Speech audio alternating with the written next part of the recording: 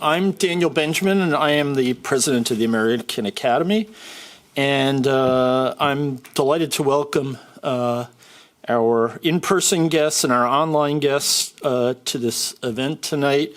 This evening we will have the John W. Kluge Lecture, which will be delivered by Suzanne McConnell. And the lecture is entitled Kurt Vonnegut, How Being in the Firebombing of Dresden as a Prisoner of War Shaped His Vision and Work. So the John W. Kluge Distinguished Visitorship honors the legacy of the late John Werner Kluge, one of America's greatest entrepreneurs in the 20th century and an early supporter of the American Academy. John Kluge was born not that far from Berlin in Chemnitz in Saxony. His father died in World War I. His mother remarried, and with her and his stepfather, he emigrated to the U.S. at age 8 and lived originally in Detroit. It was not a very comfortable childhood, but he was a ferocious student. He started out at a local college, eventually transferred to Columbia, and got a degree in economics. After service in World War II, John Kluge invested in radio stations, junk food such as Fritos and Cheetos, and I'm not making this up, and real estate. He eventually became an early leader in television by founding the media business Metro Media. The stations he owned, which I watched as I was growing up in Connecticut, were later sold for a fortune to Fox and became the core of Rupert Murdoch's U.S. empire. As a philanthropist, John Kluge had few rivals. His extraordinary, really at the time headline-grabbing generosity to Columbia University allowed innumerable students from underprivileged backgrounds to study there. He was a major benefactor of the Library of Congress. He helped restore Ellis Island. Additionally, he endowed a prize that is episodically awarded by the Library of Congress, the Kluge Prize, which honors lifetime intellectual achievement in fields for which there is no Nobel Prize. In honor of this extraordinary record, we are very fortunate to have the John Kluge Distinguished Visitorship at the Academy, which brings outstanding U.S. scholars and practitioners from diverse fields here to Germany. And we are grateful for that endowment because tonight it will allow us to hear Suzanne McConnell. Her topic is a fascinating one. If you haven't already read it, I want to recommend a minor classic as a kind of bookend to tonight's talk. It's called The Natural History of Destruction by the great German writer W.G. Sebald. And in it, Sebald examines the unspeakable trauma that wartime Germany experienced due to the firebombing raids of the final years of the war, a campaign that attacked 131 cities and towns, killed some 600,000 civilians, destroyed 3.5 million homes, and left almost 8 million people homeless. Sebald's masterpiece studies how post-war Germany dealt or did not deal with all this destruction. As Sebald writes, the destruction on a scale without historical precedent enters the annals of the nation as it set about rebuilding itself,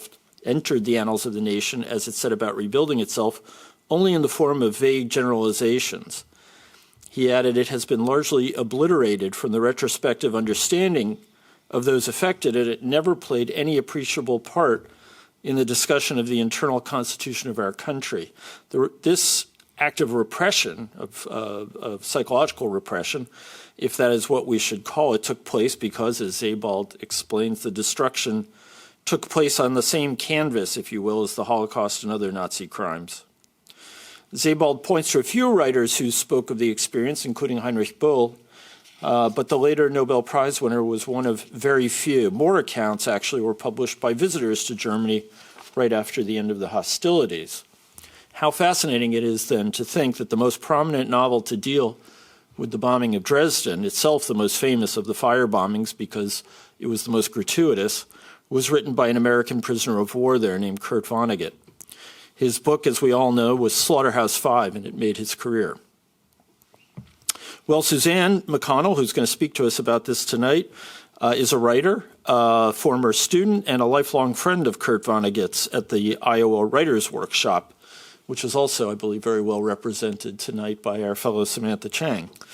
That is Suzanne, co-authored with Kurt Vonnegut, Pity the Reader on Writing with Style.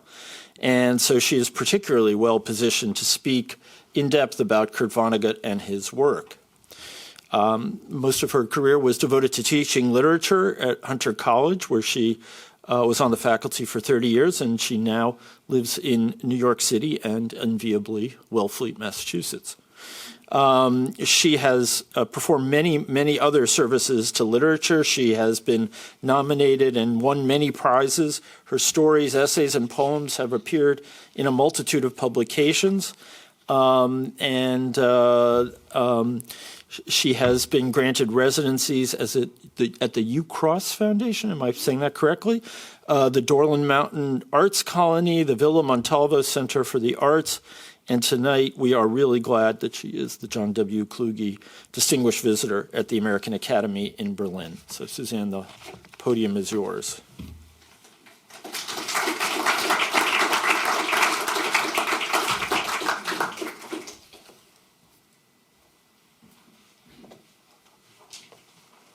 I have to find my glasses here somewhere.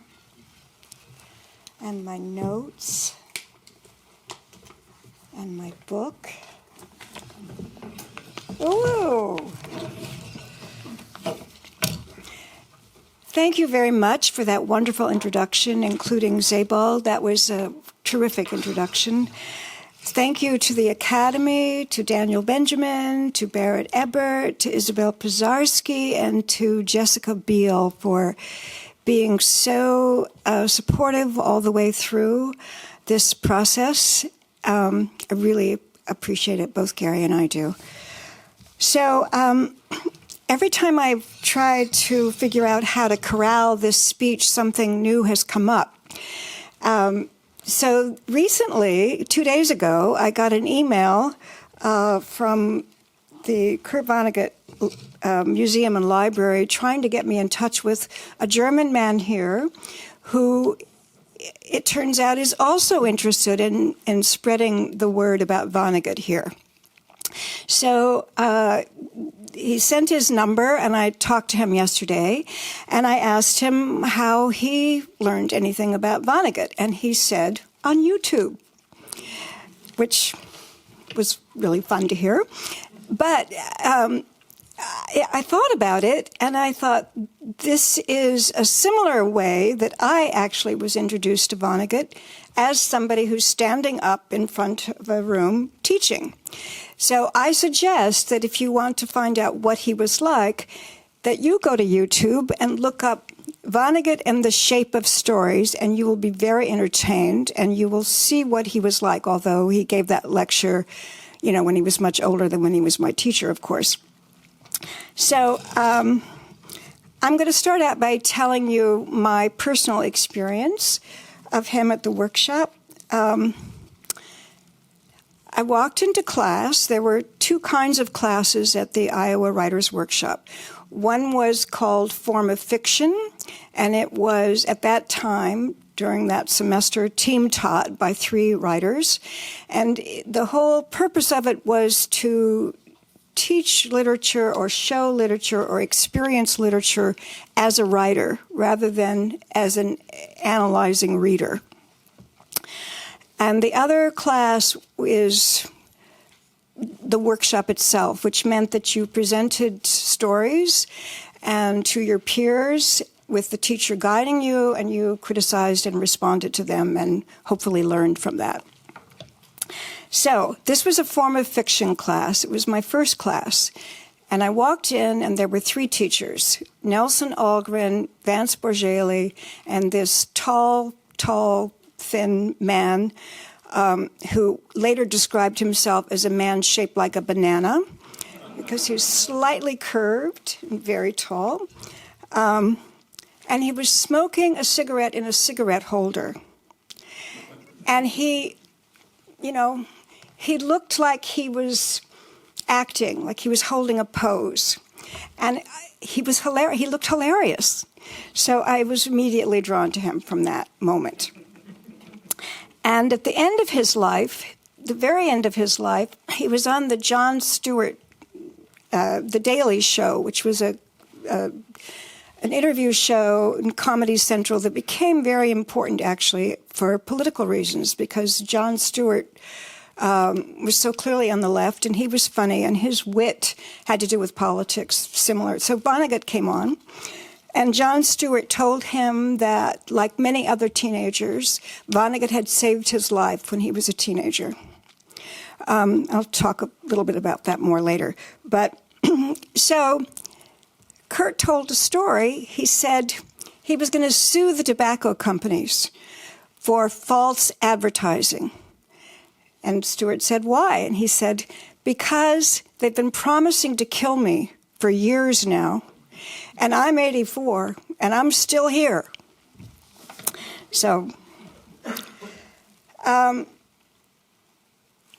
when I wrote my book, I was left with a couple of one-liner jokes that really stayed with me. One is about writing. And I love this quote because this is from a man who spent all of his life writing. But he said this: when I sit down to write, I feel like an armless, legless man with a crayon in my mouth. And the other one is much more black-humored and more typical of what people think of him, which was, this is from a novel called Hocus Pocus, and it's about a character. He was like a dead man in one respect. Everything was pretty much all right with him. So things were not all right with Kurt Vonnegut. He was very much alive.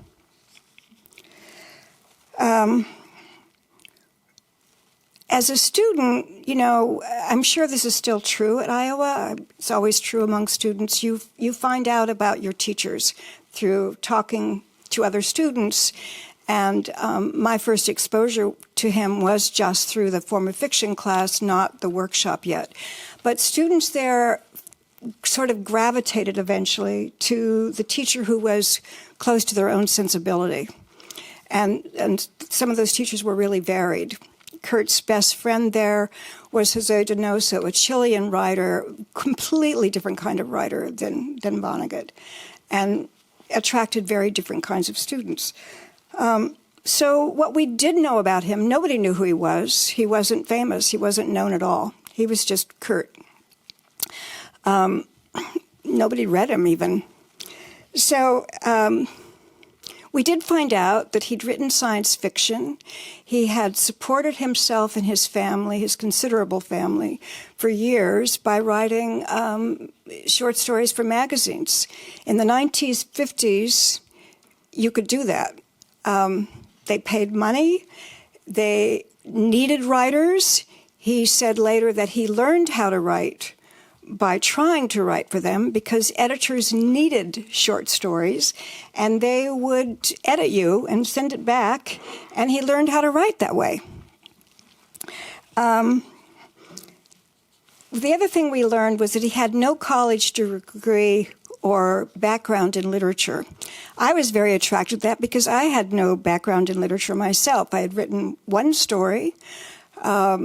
I'd written 3 stories, but 2 of them were so bad that I don't even count them.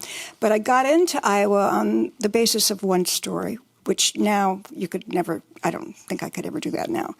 It was a very long story, a 30-page story.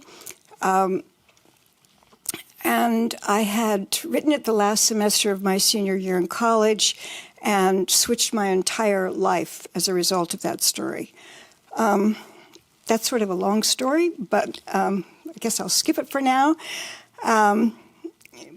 But the main thing we found out about him was that he was writing about his experiences at that time. He was writing at that time about his experiences as a prisoner of war during the firebombing of Dresden. He was writing Slaughterhouse-Five at the time. So we all knew that. We had never heard of the firebombing of Dresden. And no Americans I ever met before that had ever heard of this. We were the good guys. We weren't the bad guys after the war. So this was big news. And it was big news to us at the time because this was the height of the anti-Vietnam era for us as students. So we knew we weren't always the good guys because people we knew were being drafted and going to war, in a war that most of us didn't approve of. And at the universities, it was very political at the time. One of the students in my class, Bob Lehrman, was writing less and on soapboxes in the student union, haranguing about the war much more. And during his time, there's a little diversion of my speech here, Kurt asked him if he wanted a job teaching a class in speech, and Bob said, I don't know anything about speech. And Kurt said, learn, it's $1,800. So Bob did learn, and eventually he became a political speechwriter in Washington, D.C. He's written a book that's doing very well in that field on political speech writing. So anyway, that kind of thing was happening. For me, I had been through 3 different very life-shattering experiences in the couple of years before that were also personal and societal. And I think the fact of those 2 things drew me very much to Vonnegut, because he was writing about something that was personal, but that was much more about society than just his own personal experience. My experiences were much more mundane and normal, but they were nevertheless earth-shaking for me. I had worked one summer in a nursing home. My sister and I couldn't find jobs, and we found a job that summer in a nursing home. It was pretty upsetting to see that institution and the values that that institution served, and to be in a room where somebody died. So my first short story was about that. The other thing I'd been through was I had a boyfriend who was in a lot of trouble. He got himself in jail as a kid, and I visited him for a year. So I learned about the institution of prison and what that does to people.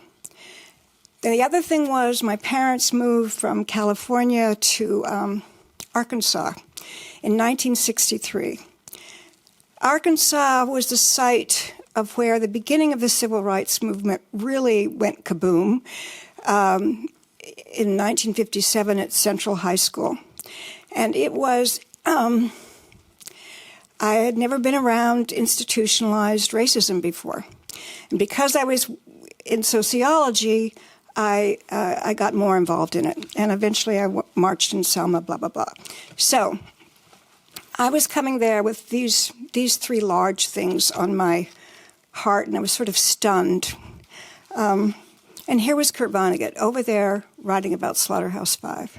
So yeah, I was very drawn to him. Now, I'm going to tell more about him. Well, actually, I'm going to keep talking about me for a minute. Zuma had 40 years, and Kurt and I remained friends after Iowa, and geographically we became adjacent. The first time I was ever on Cape Cod, I went to visit him. But later, as an adult, after I married my husband, Gary Keene, we met on Cape Cod, and we spent every summer on Cape Cod. So, an hour from Barnstable, where he lived and where his daughter still lives. Meanwhile, in the 70s, he moved to New York City. I moved to New York City. So I saw him at events, and he sent me a wedding present. We stayed in touch. I saw him about 6 months before he died. We had lunch, we shared a dessert together, and gossiped about old Iowa friends and stuff like that. So I was asked to write the book because they had come up with this idea of having a book on Kurt's writing advice. And Dan Wakefield, a writer and a friend, had just put together he'd come up with the idea, I think, but he realized he didn't want to do it because he just finished putting together a book of Kurt's letters, and it was a huge task, and he was worn out. So he called me up. He had interviewed me for the letters book. I was mad at him because he didn't include any of the letters, and I told him that, and then he called me up and said, I have an opportunity for you. You are the perfect person for this. A book on Kurt Vonnegut's writing advice. 65% of it has to be his words. That's why it's called By the Two of Us. Kurt was quite dead by the time I got this assignment. So it's By the Two of Us because half of it's his words, more than half. What Dan didn't know, besides having taught writing and knowing Kurt and so on, was I had another little avenue and a little angle which had to do with Germany. And probably why I really would like Germans to know more about Kurt Vonnegut, not just Slaughterhouse-Five. The first time I was in Europe, I was 18, and I had a rail pass, hitchhiked all around, stayed in youth hostels, etc. But the country I did not want to go to was Germany. It was after the war. There was anti-German feeling. Later, with Gary in the 80s, he had been exhibiting in Germany for years. He knew a lot of Germans. He introduced me to them on Cape Cod. Our good friend that Gary had already met, Rudolf Werner in Europe, was on Cape Cod. So we met friends on Cape Cod who were German, three different families, got to know them very well. And Gary and I went to Cologne and stayed with Rudolf. And I began to hear stories from German side. And the stories were, all of our friends had stories, and they were tragic stories. And they were mostly kids, 15, 14 during the war. So I began to learn about the other side of it, including that I had already seen Dresden. Gary and I took a trip to Dresden from Berlin, from staying with Rudolf another time, and I saw what Kurt had written about. There's a passage in Slaughterhouse-Five in which he peeks out of the boxcar that he's in, and he sees this beautiful city. And he had only been in Indianapolis in the middle of the country. He'd never seen anything like it. And his father and his grandfather were architects, so it meant even more to him that it was this fanciful, beautiful place. When Gary and I went, I think it was 2000, about 20 years ago, the Frauenkirche was a huge pile still left over from the East Germans who left it like that. And there were labels on each little tiny shrapnel, little tiny piece. They were rebuilding it. I was extremely impressed by that. We saw how beautiful the Elbe is winding through the town, and how fanciful the Zwinger is, etc., etc., and where the cutoff is, where suddenly the buildings change completely and become straight-edged and not fanciful and lyrical and gorgeous after post-war. So that made huge impressions on me. So I came to this book about Kurt Vonnegut's advice with all of these things. Okay, now I'm going to get to the topic.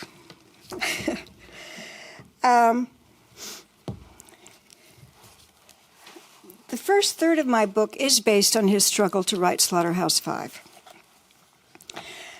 And his background, just to go there for a minute, yes, he was born to, his ancestors were German.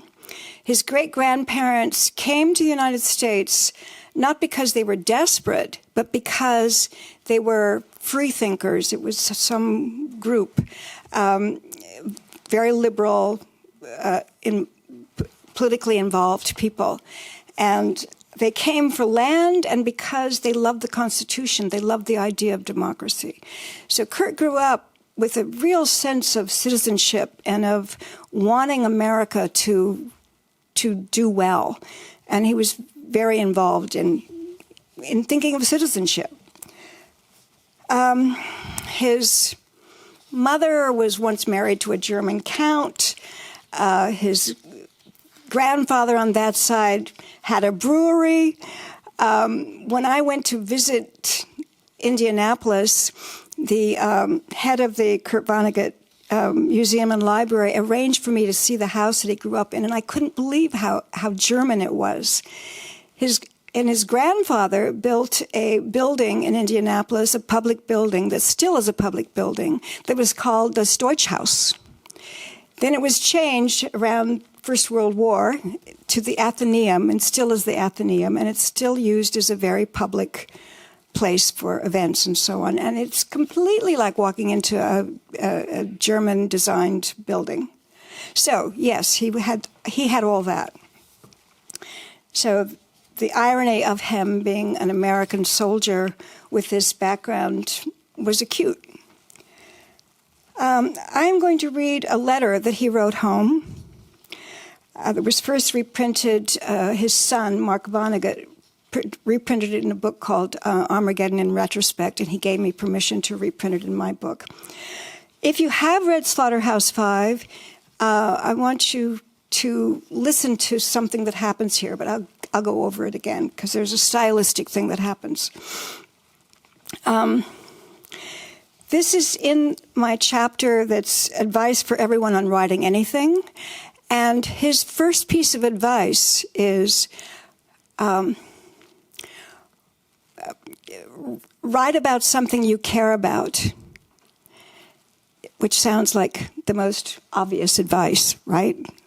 But people, even other students, when I knew them at Iowa, would go, oh my God, I've got to write like so-and-so, or I've got to do this, I've got to do that.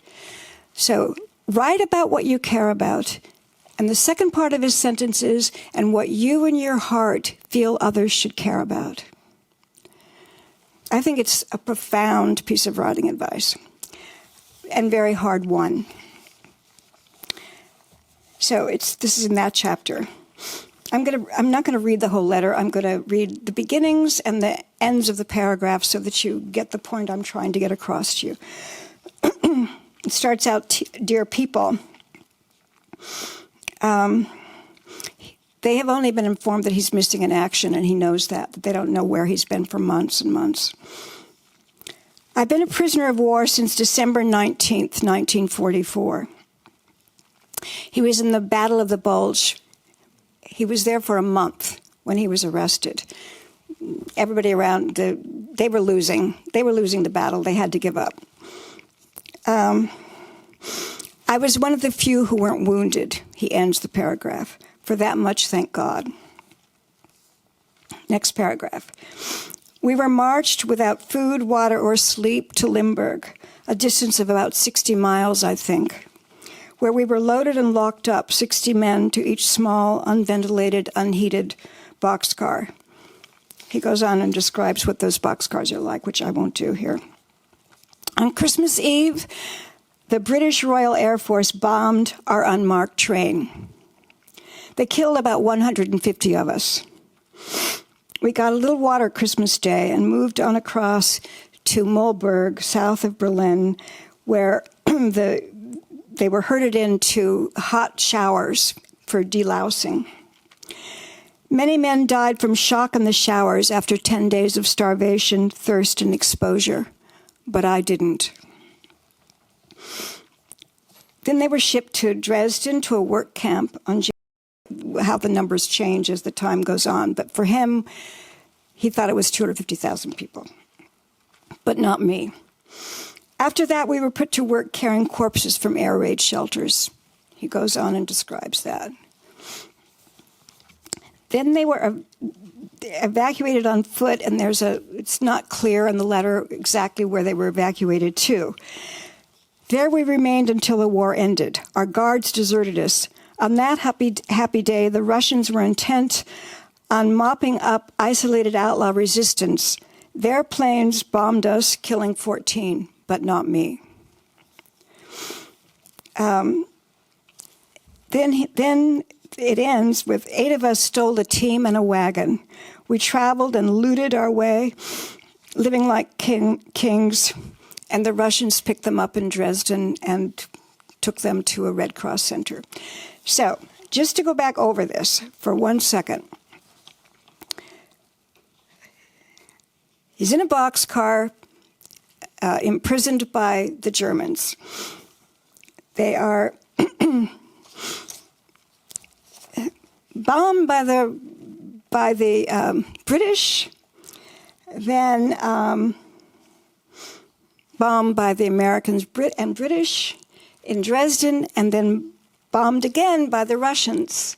So it's not just the irony that comes out of being a German-American in war for America, taken prisoner by the Germans and bombed by the Americans, that leads to this irony. He's bombed by everybody. And in each of these paragraphs, there's some version of, but not me.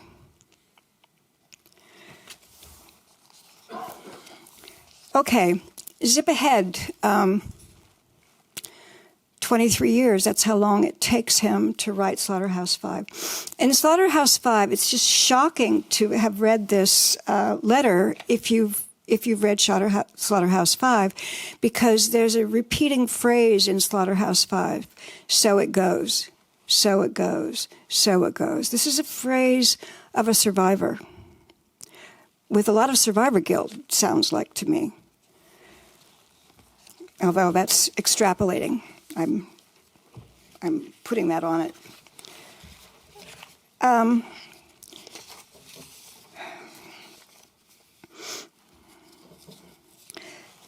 So he came home from the war in May, and in September he married.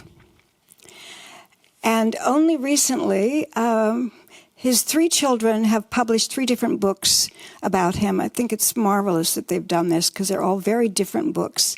But the last one was his eldest daughter, Edie, found love letters in the attic in Barnstable that Kurt wrote to her mother, Jane. And they're these exuberant letters that he's writing during this period. And they're very creative. They've got drawings and poems and little songs and little suggestions of games. I mean, they're just delightful. And when I was thinking about the time, I thought, how could someone who have come through this be writing these so quickly? But then I thought about all the GIs who came home from the war and how they just wanted to settle down and get married and not think about this. Well, he did come home. He had gone to college at Cornell University as an undergraduate before the war. His brother, he'd been urged to go there because his brother was a chemistry major and became a chemist. And there was this idea of, going, science was going to save us. So his father urged him to go as an undergraduate in chemistry, and he flunked out. That was not where his interests lie at all. Instead, he wrote for the university newspaper. He had written for his high school newspaper too. So now he came home from the war, and there was the GI Bill, which was a bill that gave education to vets for free or nearly free. And then he majored in anthropology. I'm telling you these because these 2 things influenced his writing as well. They're not just anecdotal things about his resume. He majored in anthropology. It was a graduate program that kind of, you didn't have to have an undergraduate degree to accomplish this. And so he didn't finish that either. He had a family, and he had a son, and he quit and went to work at General Electric. But I'm going to quote from my book here about the influence of anthropology. He gained something invaluable from it. The extraordinarily important idea, which I picked up from anthropology: culture is a gadget which can be tinkered with like a Model T Ford. And then here's some other quotes about that. A culture can contain fatal poisons, a respect for firearms, for example, or the belief that no male is really a man until he has had a physical showdown of some kind, or that women can't possibly understand the really important things which are going on, and so on. I learned to stand outside of my own society, and people have said that I'm like a Martian visiting the Earth. It was easy for me to stand outside my own culture. I have discovered that many people are totally incapable of doing this. They assume that their culture is so immutable that it's like their skin. So he learned how to write over years and years of writing the magazine articles, and he began writing novels. His first novel was about General Electric and about mechanization. So I have a chapter called Detouring Forward, because he wrote 5 novels before Slaughterhouse-Five. But each of those novels, and I'm not going to go through this, but in my chapter, there are little quotes from each novel. And it's like Dresden and the firebombing and war is leaking out through characters, through little bits and pieces. I'll read you one. It's one of my favorite black-humored things. It's in Cat's Cradle. I've taught Cat's Cradle several times. I love teaching it. It's a book, 2 books before Slaughterhouse-Five, and it's a very fanciful book. It's made up. Where are my notes? I missed something. I wanted to tell you, an anthropological thing. So I'll read that first. In an address to the American Psychiatric Association, Kurt comments, "Like most writers, I have at home the beginning of many books which would not allow themselves to be written." That's, again, very curt to say, would not allow themselves to be written. One was to be called SS Psychiatrist. This was about an MD who had been psychoanalyzed, and he was stationed at Auschwitz. His job was to treat the depression of those members of the staff who did not like what they were doing there. My point was, and maybe I can make it today without having to finish that book, that workers in the field of mental health at various times in different parts of the world must find themselves asked to make healthy people happier in cultures and societies which have gone insane. Recently, Americans have had a little taste of how that could come about. Now I'm going to find my Cat's Cradle piece if I can. I had it marked somewhere. Oh, well, I can't find it right now.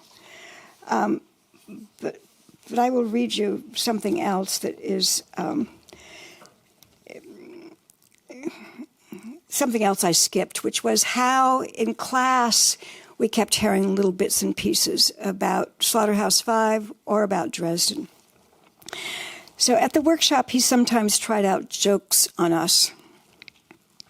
One day he told us that the crucifixion story didn't teach compassion. What the story really illustrated was that it was okay to murder somebody. Just be sure he's not well connected, like that he's not the Son of God.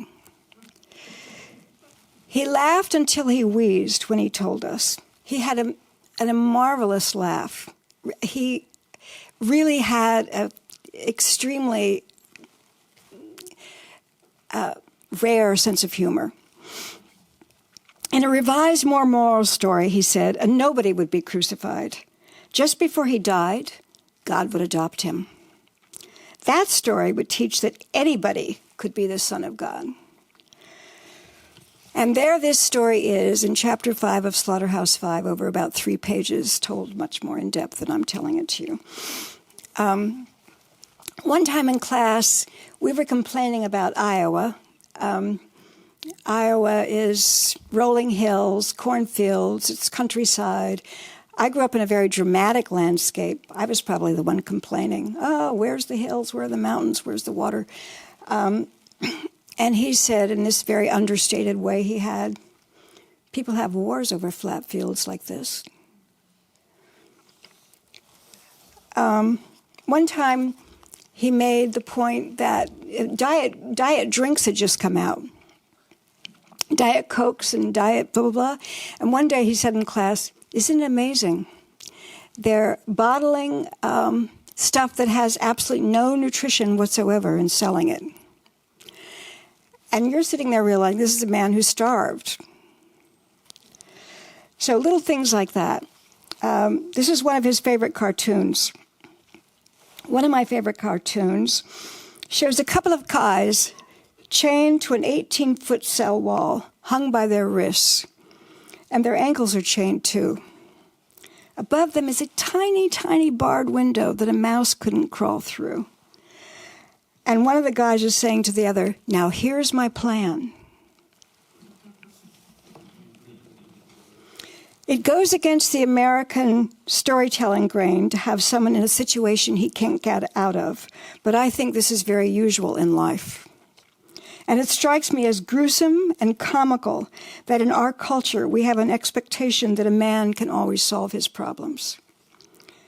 There is that implication that if you just have a little more energy, a little more fight, the problem can always be solved. This is so untrue that it makes me want to cry or laugh.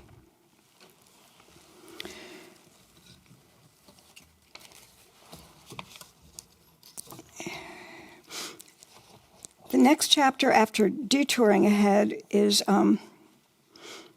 straight ahead, dead ahead, I call it. And in it, it just talks about his terrible struggle. I went to the Lilly Library in University of Indiana. I saw his drafts of Slaughterhouse-Five. I have a couple of little excerpts in here of them. Here's a rejection letter from the Atlantic Monthly Magazine in 1949. Dear Mr. Vonnegut, both the account of the bombing of Dresden and your article, What's a Fair Price for Golden Eggs, have drawn commendation, although neither one is quite compelling enough for final acceptance. He kept on going. He talks about this in Slaughterhouse-Five, actually. He talks about how difficult it was, that he kept writing crap, he said, and that it was a categorical imperative that I write about Dresden. Since it was the largest massacre in the history of Europe, and I am a person of European extraction, and I, a writer, had been present, I had to say something about it. He really believed in writing he believed in writing in many ways. His thesis in anthropology that later he got was that stories themselves should be artifacts, not just pieces of ceramic and so on left over from a culture, but stories told what a culture is like, the stories we tell ourselves. And so he was always, later past Slaughterhouse-Five, he's always, in many of his books, there's somebody telling a revision of a story, like the crucifixion story I read you. He does it all the time, over and over. So the next chapter after Dead Ahead is Breakthrough. How did that happen for him? One of the big reasons it happened, I think, is because he was at the Iowa Writers' Workshop. He told me years later that he was sure it was as important for him to be there as it was for any of us. And I didn't really understand what he meant then. I understand it much more now after doing this book for 4 years. He had written letters earlier to his agents saying, is something going on somewhere, like in Paris? Is there a community somewhere? He was isolated on Cape Cod, writing by himself. So suddenly he gets this job at Iowa. He's got an instant community of writers, an instant community of other teachers who are writing. They were all men, of course, by the way, at that time. Most of the students were all men. It was very sexist. And he had good students. John Irving was one of his students. There were wonderful students who went on to continue to write well. Plus, it was the 60s. All kinds of things were happening besides the counterculture and the Vietnam War. There were things happening in literature. There was all of a sudden the new journalism. Truman Capote was writing a book, and he was not pretending to be objective. He involved himself in the reporting. This was a whole new thing. So Kurt found a way into his book, because the first chapter of Slaughterhouse-Five breaks all the rules. It's nonfiction. No one ever did that. But people were breaking rules at the time, and I think it helped him. I won't retell what he tells in Slaughterhouse-Five, but because he tells about also how he had a breakthrough with thinking of it as, well, I'll just tell the story. He tells it, but I'll tell it anyway. He's with his old war buddy. They're sitting at the kitchen table. They're trying to remember. One of the things he found out in trying to write Slaughterhouse-Five was that he could not remember. That he began to think a lot about trauma and memory because of this. He could not remember specifically. He called up his old war friends and said, "Can you remember?" Nobody wanted to remember. Nobody wanted to talk about it. So this was a big problem. Anyway, he was with his war buddy. They're sitting at the kitchen table, and the friend's wife comes out, and she's banging around. She's clearly really angry, and doesn't know him, and there's no reason for her to be angry. So finally he says, "What's the matter?" And finally she sits down and says, she blurts out, "You were children. You were just children during the war. You're going to go and write some glamorous warmongering kind of movie that some movie star will play, and you're going to encourage war." And she was furious. So he promised her he wasn't going to do that. And while they were there at the kitchen table, she said something like, "It's a children's crusade." They looked up the history of the actual children's crusade. So the original cover of Slaughterhouse-Five had on it, I don't have a picture of it, I'm going to show you two other ones. My original copy has Slaughterhouse-Five as the title, or The Children's Crusade. And inside it says, "A Duty Dance with Death." Marketing, marketing, marketing. Now it's just Slaughterhouse-Five. Michael Collin, who's in the audience, brought me this copy of his, it's 1970 paperback. Look how tiny this book is. And he talks about how tiny it was when he finished. It was being serialized in Ramparts magazine, and they called him up and said, "Do we have it all?" And 25 pages of this is sci-fi, and his alter ego, Kilgore Trout, as a character, comes in and out of his books. 25 pages of this little book. Well, maybe it's less in this tiny print book. So here's the one I just got. I just reread. Bright red, Slaughterhouse-Five, no children's crusade.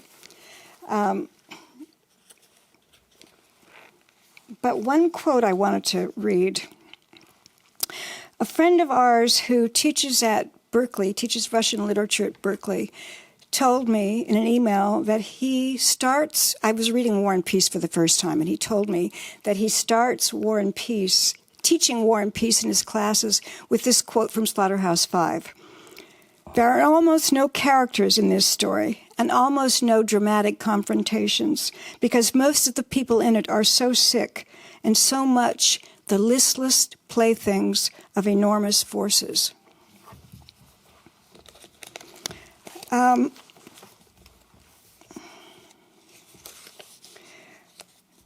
other thing I want to say about the workshop at the time, this is just my nostalgia, is that the first year there, we were in Quonset huts. Quonset huts were like housing for soldiers that were used in a lot of universities, leftover housing for soldiers. They were cold. Everybody was smoking. Nobody had any money. I waitressed all the time. I was there to get through. And when we moved to the English department, we were all very disappointed. Nice brick building. Here's the ending, my ending. This is in a chapter called Vonnegut in Class. I don't want to end here. I want to first tell you something else. I want to tell you how popular he is in the United States. Slaughterhouse-Five was an overnight success, but in my writing this book, I encountered a Vietnam vet who had copied out all of Slaughterhouse-Five.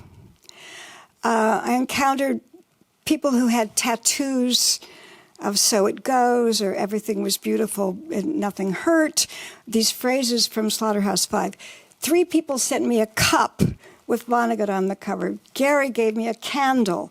There are bars, music groups. I can't tell you. It goes on and on and on.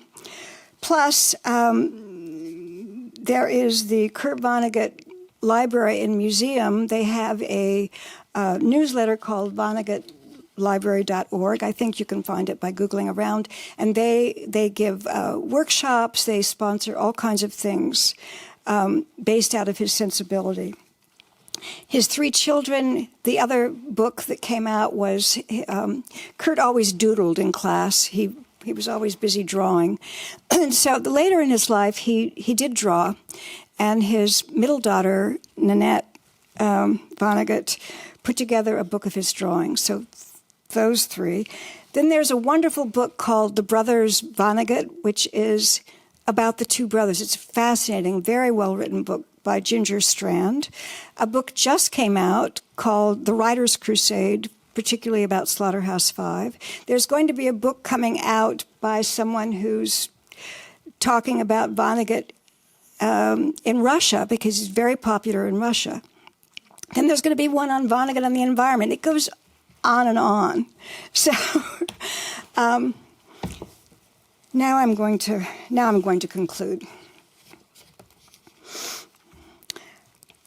And I say in this chapter, I've been having trouble concluding this topic, which is about him as my teacher.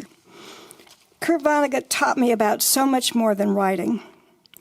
At a time when I sorely needed models to know that one could keep on going, one could even thrive, in spite of personal and societal traumas, he was there, a template, teaching and writing. What he taught was more important than writing. He led us to abhor war, to be compassionate toward our characters, to respect people, to question rigid constructs, to care deeply, to try to be decent, to laugh, to tell useful lies. He taught these things by his responses to people's stories, by his anecdotes, by his quiet remarks, by his treatment of us, and by being himself. I sang gospel every few weeks at a friend's loft in Soho in the 80s with a loose group of superb singers. We sang a cappella.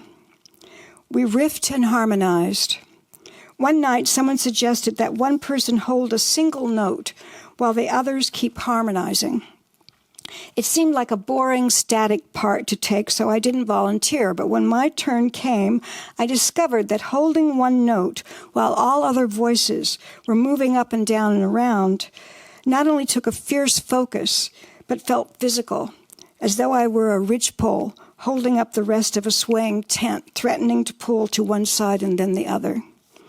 That's what Kurt Vonnegut was like to me, a singular sustaining note.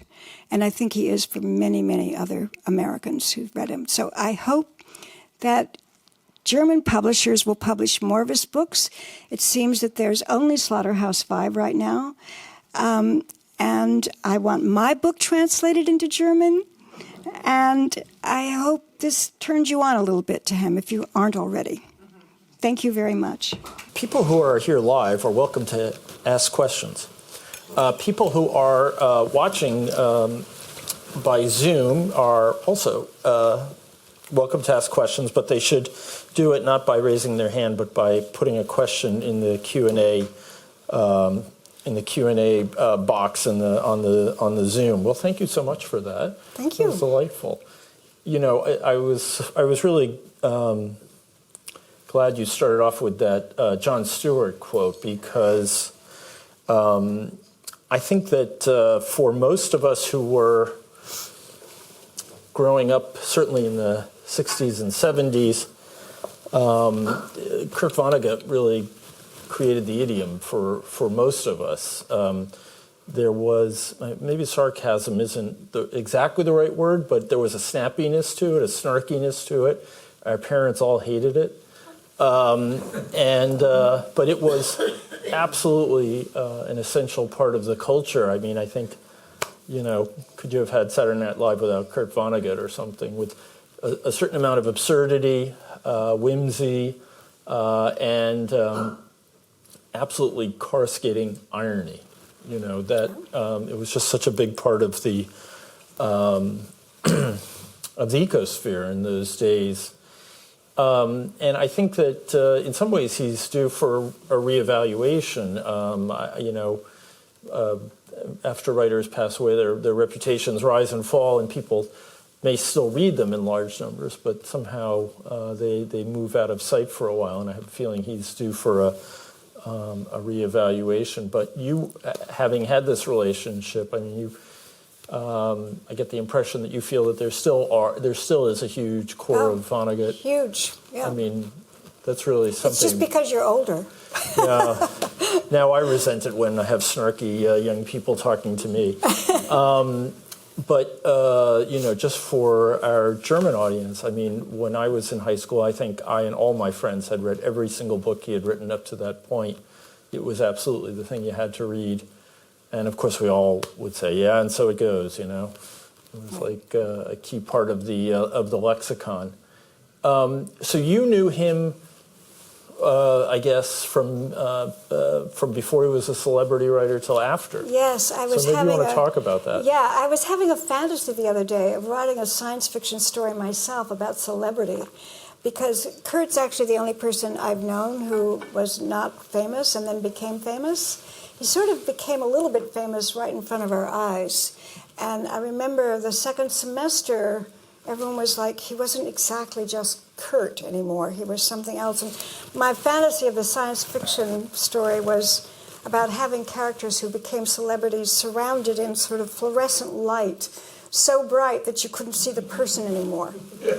I remember him telling me once, when he later in his life, when he was very famous and married to his second wife, Jill, that they were at a party in celebration of him, and not one person came up and talked to them. Yeah, that happens to me all the time.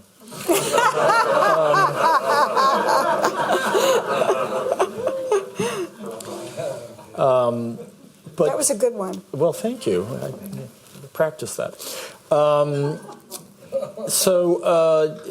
Well, did the celebrity change? I mean, it certainly changed his experience, but did it change him? I don't feel like I want to talk about that. I don't think it really did, but I think he was very off balance when he suddenly became outrageously famous overnight. I mean. He wrote about being off balance, and that he tried other things for a while to get away from fiction. Finally, he came back. He did a lot of plays. He tried all these other things, but finally he came back to fiction because he said that was the only place where he was. He could, if you write fiction, he has a lot of comments about that, and fiction writers know this. You're always in there. You're in there even in the conflict of the story. You're in there in different guises. You're disguised, but you're in there, and you discover yourself that way. You discover yourself through writing. And so he missed that, and he went back to writing. But, you know, his life changed. He was with another wife. There was he was living in the Hamptons. He was surrounded by famous people. One time I was walking down the street with him. We just had lunch, and we walked by, who was it? It wasn't Jane Fonda, but it was somebody like Jane Fonda. I just forgot her name. And this was in the 80s. And he caught my eye right after she said, "Hi, Kurt." He caught my eye to see that I had seen that this famous movie star had just said, "Hi, Kurt," like, because he still wasn't used to it, you know. But it changed him somewhat. But then it, you know, I don't know. He became quite grumpy when he got older. Well, that it was hard. It also happens. Somebody told me an anecdote. Somebody I met. A kid I met when I was volunteering at a book festival told me that he was in Indianapolis once, and he had just read 2 or 3 books of Vonnegut's. And there he was in Indianapolis, which Kurt was his hometown, and he went back often. And this guy said, "I know you." And Kurt said, "No, you don't." And walked on by. So, yeah. One thing you didn't mention in your talk was he had a lot of tragedy in his life. A lot of tragedy. Do you want to talk about that a little? Yeah. So, before he went to war, when he was in basic training, stationed, he came home for a weekend. It was a Mother's Day weekend. He came home for Mother's Day. And he and his sister found his mother dead on Mother's Day. And she had either unintentionally overdosed on barbiturates or she had committed suicide. Not absolutely clear, although later in his life he called it a suicide. So that was before he even got over and was captured. Another tragedy that happened that affected his life a lot was when he was about 35. His sister, he had a brother and a sister. He was very fond of his sister. He wrote with her in mind. They joked a lot. They loved jokes, and he talks about that. And she had 4 children, 4 boys, and she got cancer at the age of her early 40s, maybe 40. I don't remember the exact age, but very young. And she was dying. 2 days before she died, her husband, who worked in New York, was on a train that crossed the bridge. The bridge collapsed, and he was killed. They tried to protect her from knowing that he died, but she saw the newspaper. So 4 orphan boys. Kurt and Jane, I didn't talk very much about Jane, who was so much also part of my experience at Iowa. She was a marvelous woman, his wife, warm. She reminded me of my mother. She was lovely. They adopted them. They didn't adopt them officially. They said, "You can all come and live with us." The youngest one was a baby, and another relative came up and said, "This is too much for you." 7 children. He was still trying to write short stories to keep the whole thing together. So they took the younger one, but he and Jane took the other 3, so that's 6 kids. He was riding there on Cape Cod and Barnstable, supporting these 6 kids. So that was another thing that I loved about him, was that, you know, he did the right thing. They did the right thing, and it was really hard, and I think it was hard on their marriage. Well, that actually is an excellent segue to a question that one of our viewers has put in. Do you think Vonnegut was essentially an optimist or a pessimist? One might add to that, or an absurdist. You know, I think he was an incredible optimist who was incredibly disappointed. That may be a very good way to say it. So another, we have two other one question, one comment, or actually maybe two comments that have come in. One is that one of our viewers disagrees and thinks people in Germany read a lot of Vonnegut. Okay, good. So we will leave that for the judges to decide. And then someone who knows you but whose name we cannot repeat because of the protection of privacy laws here in Germany says a comment for you to expand on. One reviewer of Slaughterhouse-Five in 1970 said, quote, Kurt Vonnegut is the only writer in America that readers under 30 can trust. Do you agree with that? Well, that's such a 60s thing to say. I don't know if you know, but in the States there was a whole saying go around, don't trust anybody over 30. Germany too. Yeah. It was a young person's ridiculous thing to say. That was huge. Yeah. But I don't remember. I mean, was he He was over critically 30. acclaimed? No, I know he was over 30, but was he, he was pretty critically acclaimed, certainly with Slaughterhouse-Five, not so much with the earlier No, it was novels. Slaughterhouse-Five, and that Yeah. was 1969. So, yeah. Yeah, that was a big year. So, do we have any questions from the director of the Iowa Writers Workshop? Oh, sure. Okay. Hi. I'm curious, could you talk a little bit about the reception of Slaughterhouse-Five in Germany? I can't. Can anyone else I hear? actually can't. I don't know about it.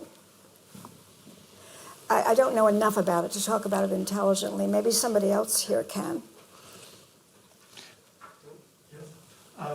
Hi, can you talk a bit about his influence on your writing? On my writing,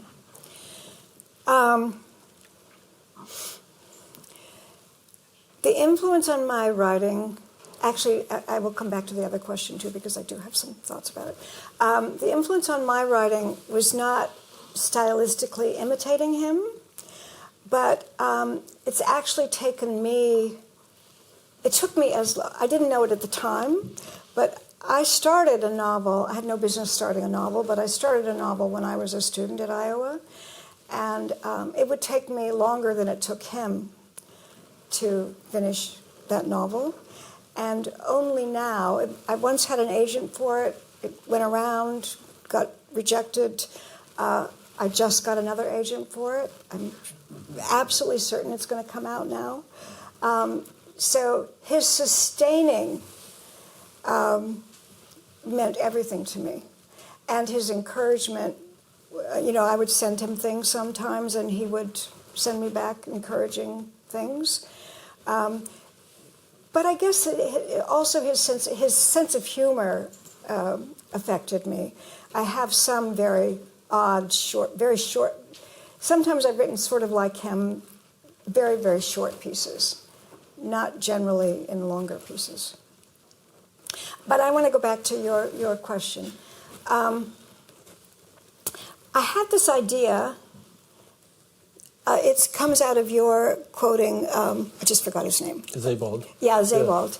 About Germany recovering from the war, recovering from the shame and humiliation of perpetuating terrible crimes.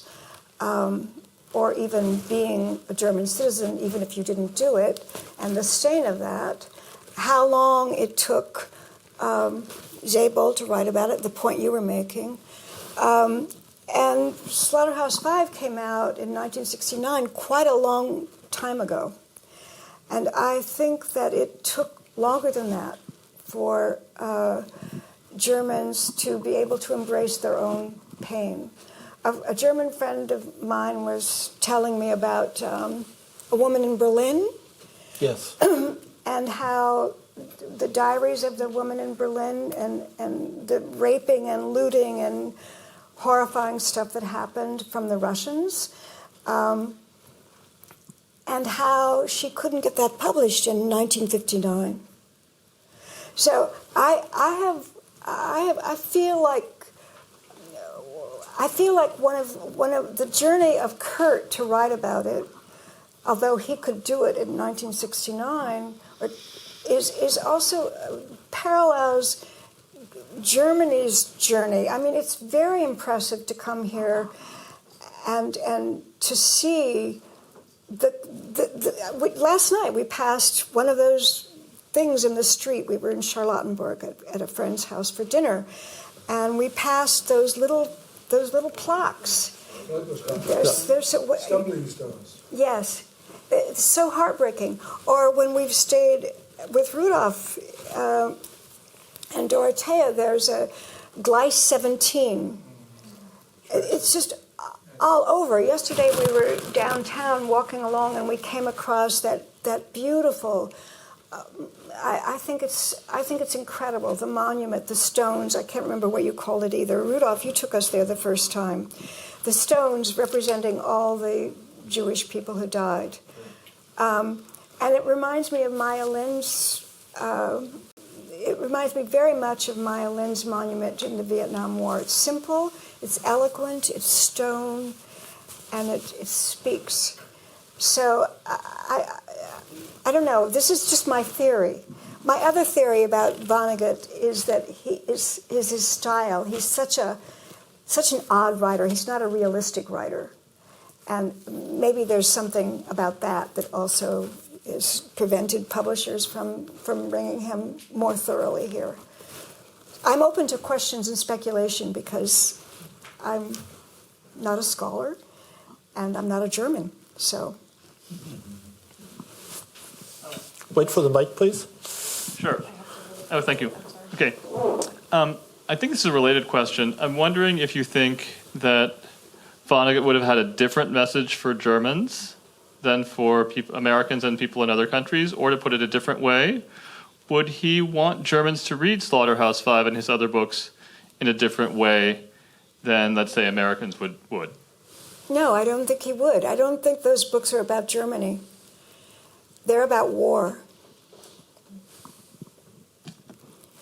That's why I read the letter, because yes, he was a prisoner of war, and he was treated terribly. But it was the very end of the war. Germans were starving. The prisoners who had been arrested were starving. And these were the last of the prisoners. There was no food. Yes, he had a terrible time. But he was bombed by all those different people. He had an anthropological view. And you know, there was an experiment that I learned in sociology. It's a classic now, but it had just come out when I was a student. And it was an experiment. The experimenters wanted to prove that it was the German character that was authoritarian. That was their idea. They set up this experiment in which people were told, let me see if I can remember this from my sociology. People weren't told what the experiment was really about. They were told to give volunteers a little shock, a little electric shock, every time they said something wrong. I can't remember what the wrong thing was. Milgram, Stanley Milgram. Yes, that's right. That's his name. So, of course, they found out that even though they could see the people they were shocking, and even though they could see some of those people were in pain, the experimenters were all wearing white coats, and they were in authority. And people were some people, only a few people really objected. Most people just went along with this authority. So it was a horribly revolutionary idea about people in relationship to authority, and it's very frightening.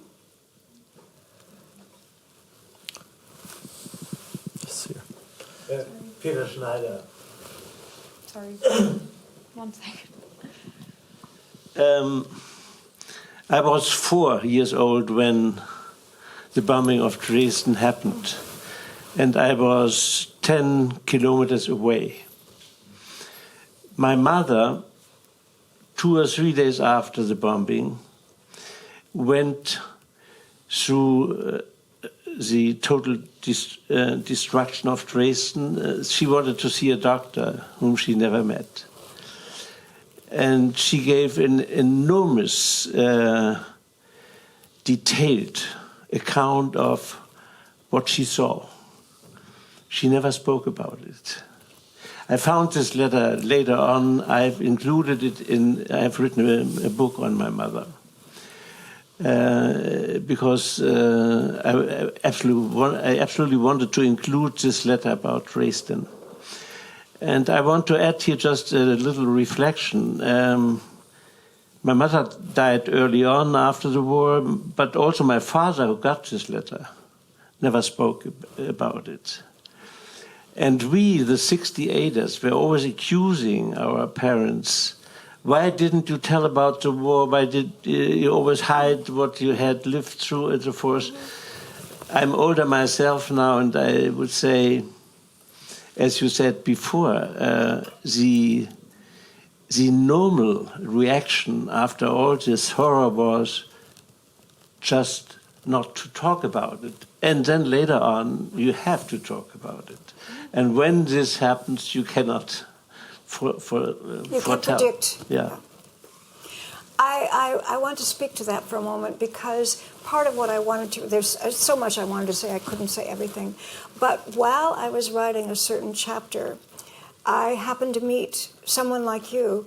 I was at an exhibition of Gary's in Liechtenstein, and he was talking to this man, and then brought him over to me and said, "This is Mr. Frank Preuss. He was in the firebombing of Dresden. He was 5 years old." And I talked to him, and he told me his story. And he told me the same thing. His parents didn't talk about it, but he told me his childhood story. And another thing I didn't read is Vonnegut's working out the question. He doesn't have answers. You know, novelists get to do this thing. They get to ask questions without necessarily having any answers. And there's a quote from him that I didn't read in which he asks, how do you balance out these things? What he experienced cleaning out in the aftermath of Dresden was, he says, as fancy as cleaning out the crematorium. So how do you balance off? He was cleaning out corpses. His when you read descriptions of what he really saw, it was just, you know, total devastation in a way that it's unimaginable.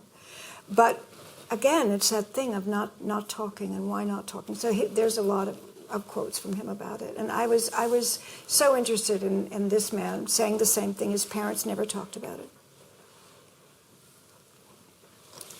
More questions? Alec.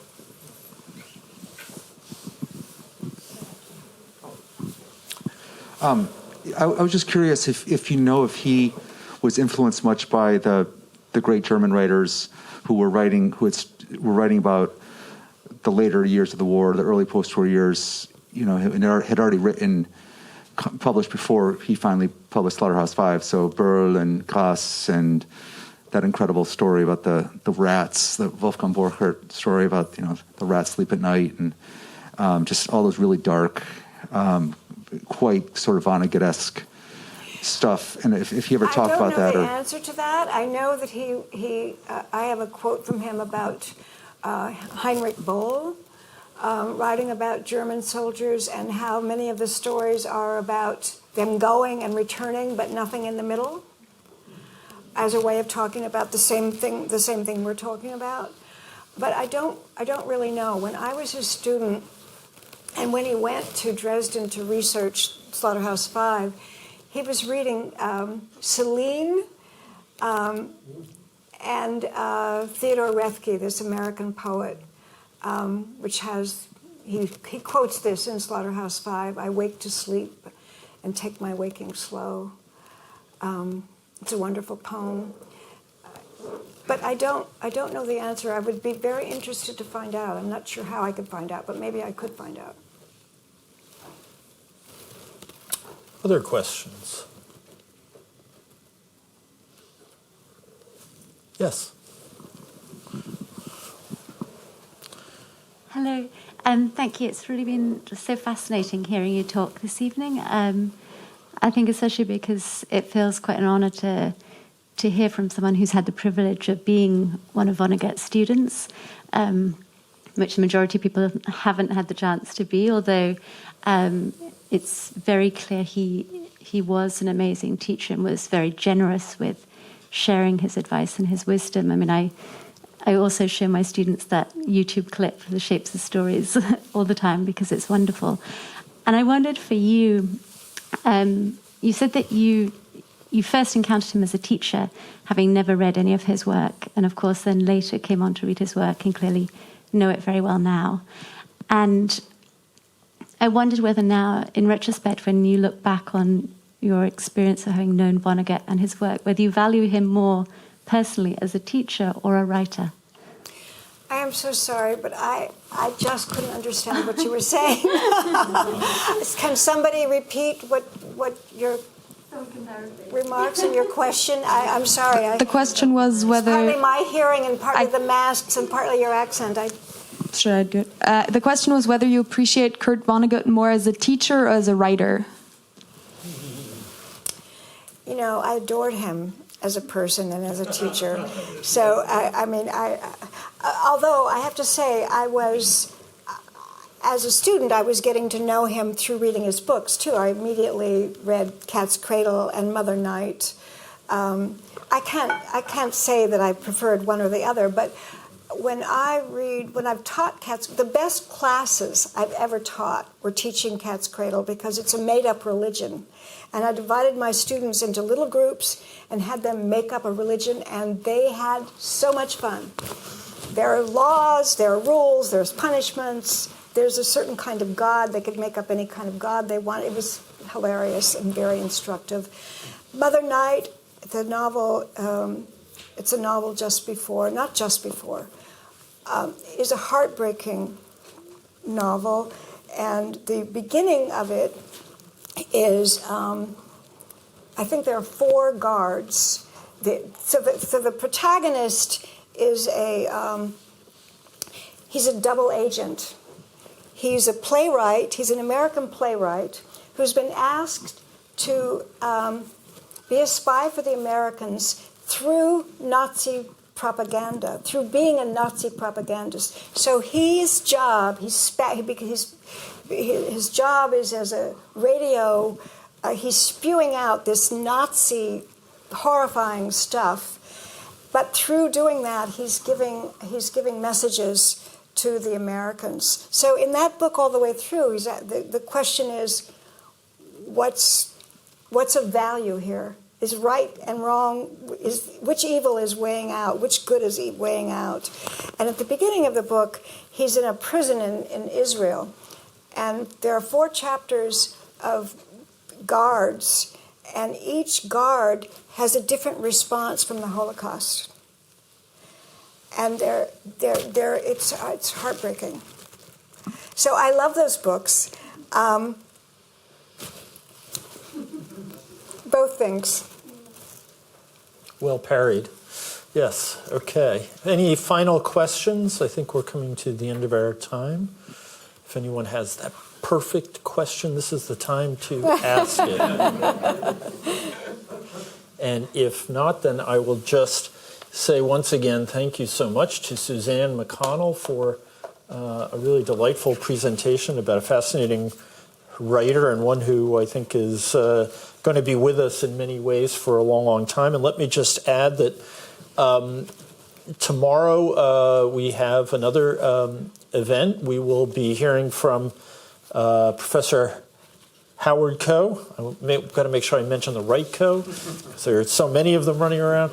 Howard Coe, who is here, is our first Bayer Fellow in Public Health, and he will be speaking on confronting the COVID-19 pandemic, something we still seem to be doing, and we very much look forward to you joining us for that. Please do check the website of the American Academy for the exact time. and to register for it. So thank you very much for joining us, and we look forward to seeing you again soon.